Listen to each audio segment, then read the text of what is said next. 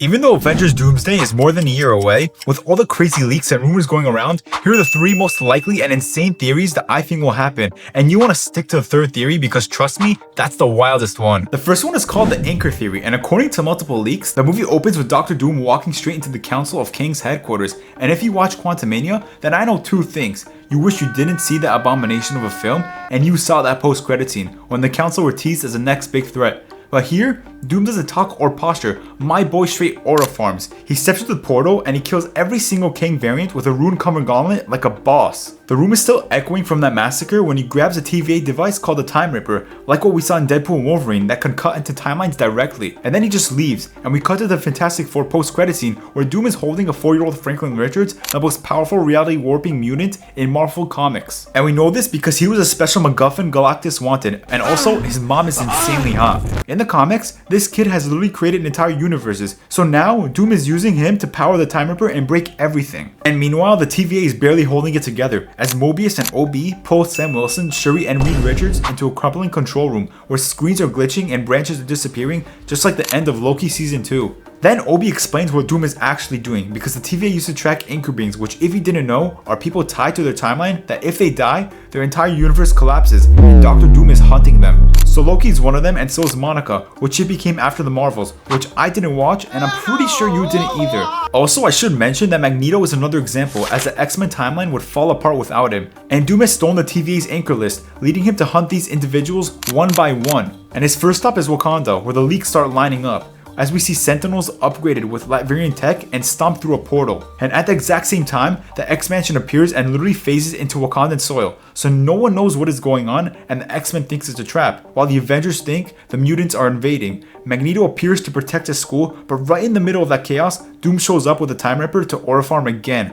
And without saying a word, he stabs Magneto through the chest, and the entire Fox timeline collapses into dust. Like the title of a Dar Man video, everyone on the battlefield is left shocked because they just felt a universe die, and it is suddenly very clear that the rules have changed. So that's when Reed figures it out, and he says Doom is not here to conquer, rather he is collecting anchors the same way Thanos collected Infinity Stones. So that's when we'll see Sam split the heroes into 2 teams. Team 1 is Sam, Reed, Johnny, The Thing, Mommy, and Bucky as they head into the incursion zone where Monica Rambeau is trapped. And Team 2 is Thor, Sentry, War Machine, Valkyrie, Red Guardian, and the other Mommy. They rush to the Citadel at the end of time to protect Loki because they now realize he's the final anchor holding everything together. And inside the incursion zone, Monica is struggling to hold reality together, but Doom gets there first. And Sam tries to reason with him, and he grabs onto Doom's shoulder. That's when Doom lifts his mask, and underneath, we see RDJ's gorgeous face.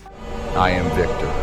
But it is not actually Tony Stark. Instead, it's Doom using Franklin's powers to reshape his body and copy Stark's face, a flip on the infamous Iron Man comic. Then because in RDJ's Marvel contract it says he must aura farm every 5 minutes, he then vaporizes Monica and her entire universe implodes, but the TVA barely saves them. And meanwhile, Team 2 reaches Loki and sets up a defense line against Doom, who portals in accompanied by Sheriff Strange. And yes, Doctor Strange has switched sides under Doom's influence. Sentry has a mental breakdown and becomes the Void, as Doom aura forms again and puts a stop to that. And finally, Thor is useful since Infinity War. He hurls Stormbreaker at Doom, who breaks his chest plate in one punch and then drives the Time Ripper straight through Loki's heart and siphons the World Tree energy into his suit. Then we see the TVA collapsing, and Obi shouts that every branch is disappearing, and Doom floats into the sky as Franklin's energy floods around him. And now, it's Doomin' time, baby. Everything Doom collected fuses and what forms the Battleworld, a stitch-up planet made from broken realities, so you get Asgardian ruins next to Stark Tower, and Doom places an ivory throne at the center and locks Franklin in a stasis field above it. For the first time ever, the multiverse has a new god, Victor Von Doom. He's wearing the face of the man who once saved it. But before we continue with my second theory, I want to hit my goal of reaching 1,000 subscribers by September. And if you haven't subscribed yet, it would mean the world to me if you did. So our next theory is called Doom's Multiverse Hijack. So what if Avengers Doomsday starts with the Fantastic Four arriving on Earth 616, and they're already too late because Doom made the first move off screen, and he's already holding Franklin Richards, who we know can bend reality and create entire worlds. Obviously, the leaks are saying that Marvel isn't hiding RDJ's return under a mask, as Doom will be wearing Tony Stark's face, and when the heroes see him, they'll be like, What the heck? You see, Doom isn't from Earth 616, but from Earth 828, the same as the Fantastic Four. And during the summit scene in First Steps, when the world leaders discuss the Galactus threat, Latveria's chair sits empty. And that's why Reed leaves Earth, because Doom didn't vanish, he actually left.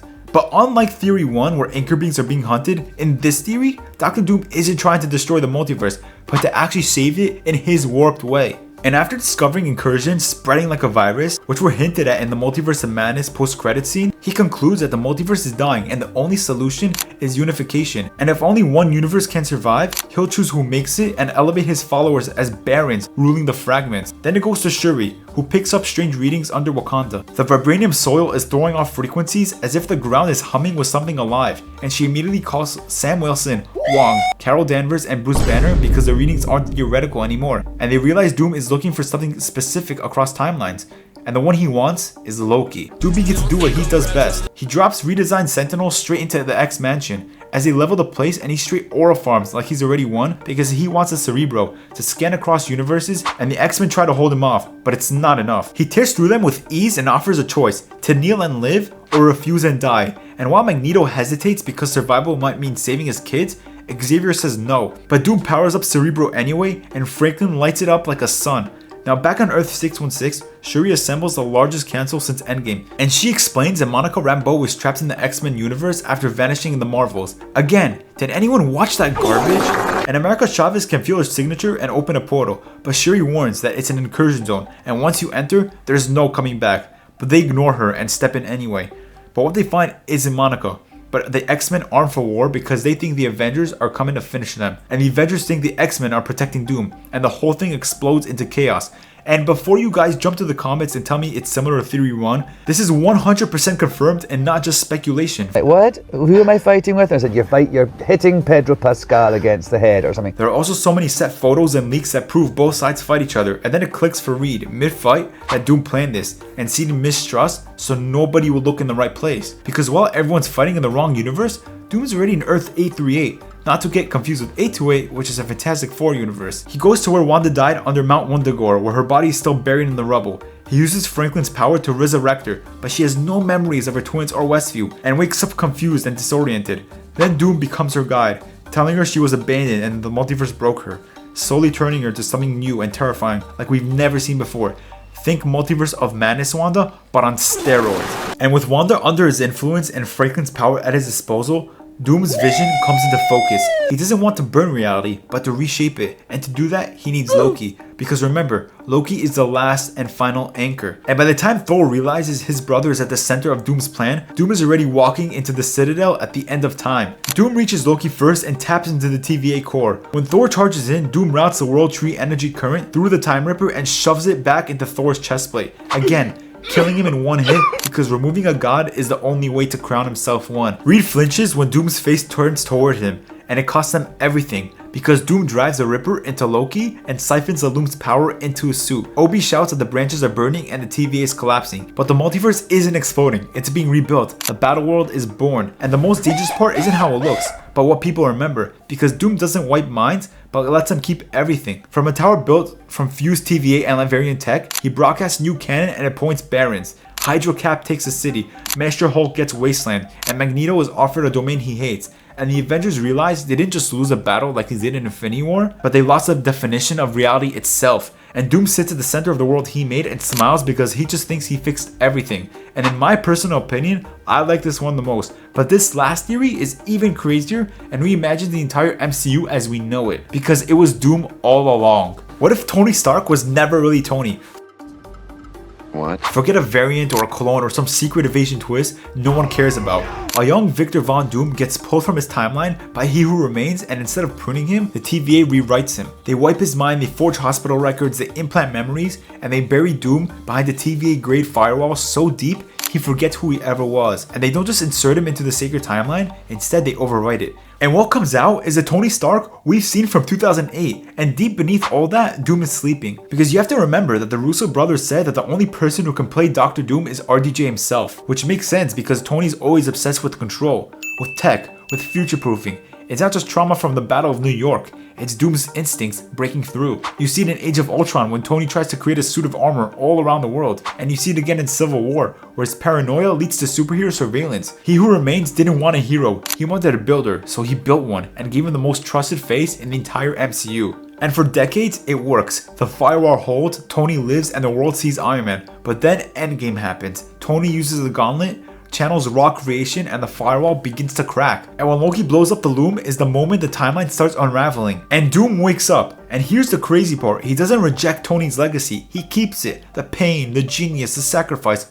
all of it. And that makes the reveal hit so much harder. Now here is where it gets wild. Marvel already told this story. In Demon in Armor, Doom literally becomes Iron Man. Also in West Coast Avengers 35, a kid named Kristoff gets brainwashed into thinking he's Doom. And Robert Downey Jr. posted panels from both of these stories, and then he posted on Instagram what might actually be the entire twist of this movie. At first I thought it was a cute throwback, but now, a year later after the reveal, I think that's the actual plot. Doom wears Stark's face and he still wants to save the world, just in the most terrifying way possible. And just to clarify, this Doom wakes up in Earth 828, not 616, because, well, this. So again, Doom kidnaps Franklin Richards, obviously, and he doesn't hold him hostage. He plugs him into a dead TVA locker and overlays Stark biometric data on his own. Now the TVA thinks he's Tony, and while the Avengers are still out there chasing Kang leftovers, Doom is already rewriting the TVA from the inside. Then he steps into the spotlight. The world sees the suit, hears the voice, and they believe it. Stark is back. He then launches ArcNet, a global system that connects cities and satellites through Stark Tech, but it's not Stark Tech anymore, it's Doom System. And through ArcNet, he hijacks the Citadel's energy lines. He doesn't destroy the World Tree, he bends it. He reroutes the flow through satellites and the timeline begins to fold around him. And meanwhile, the X-Men arrive from Earth 10,005 as refugees, and the Thunderbolts, or New Avengers, or whatever the hell you want to call them, scramble. And like Theory 2, Wanda is back, and Doom convinces her that the multiverse broke her. She listens and becomes his ultimate sword. And that's when it all snaps into place. Doom finishes building his masterpiece, and it's not just Battleworld, it's organized Battleworld and powered by ArcNet, like duct tape on reality, and no one can agree on what's real anymore. He appoints corrupted barons while everyone's still arguing about what happened. Doom is already on the throne. And the final shot, Franklin Richards is suspended above like a dying star. Stark's old helmet is resting beside it, and Dr. Doom is sitting there, smiling, saying these truly inspiring words.